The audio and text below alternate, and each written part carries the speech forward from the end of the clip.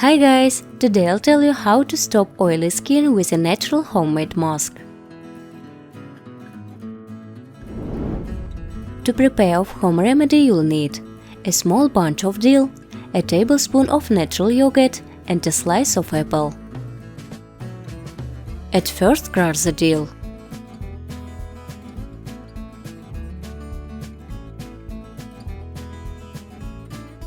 Grate apple on a fine grater.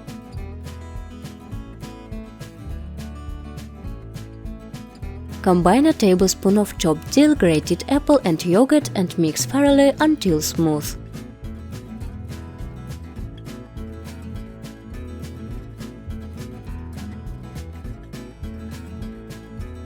Apply the finished mess to cleanse skin, avoiding the area around the eyes.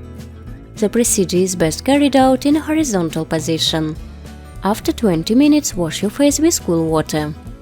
To obtain a more effective result, the procedure should be carried out regularly twice a week. This mask relieves the skin from greasy shine, visibly tightens pores, refreshes and evens out the tone of the face.